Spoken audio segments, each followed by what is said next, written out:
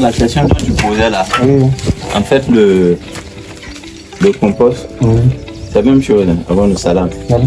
Donc le compost, il y a au moins, surtout au Burkina ici, ou encore les pays où il fait extrêmement chaud là, comme le Mali, le Burkina, le Niger, Tchad, etc. Il y a généralement deux types de compost. Il y a le compost aérobie et il y a le compost anaérobie. Donc le compost aérobie, ça c'est le compost que vous aviez fait comme ça.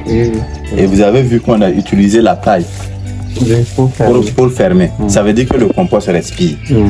Si on avait utilisé un sachet pour couvrir, ça c'est le compost anaérobie. Malgré qu'on n'a pas creusé un trou pour mettre dedans là, le fait de couvrir avec un sachet, le compost ne respire plus. Donc ça c'est le compost anaérobie. Mais notre cas ici, vous avez vu la fosse, les trous là, ça ne dépasse pas 10 cm de profondeur.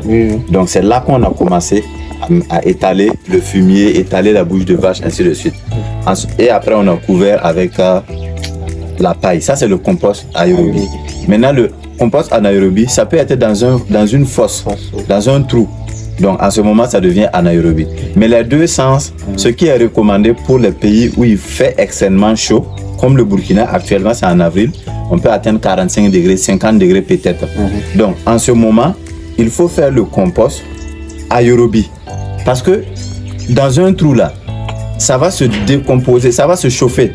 Ça se chauffe trop et ça ne respire pas. En ce moment, tu peux avoir plus de pourriture que de compost. Ça se pourrit, mais ce n'est pas du compost. Le compost est un élément vivant. Mais vu notre chaleur, si tu fais ça, ça représente à quelqu'un qui a fait le même compost dans un trou en Europe. Parce que là-bas, il fait frais. Voilà, donc voilà pourquoi il faut primer sur le compost aérobie où ça respire. Maintenant, le compost aérobie comme ça qu'on a fait a au moins 4 étapes, 4 phases.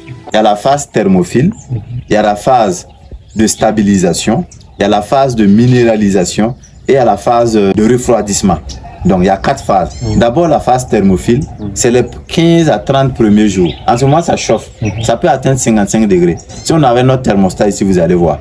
Alors l'autre phase également, c'est la phase de stabilisation.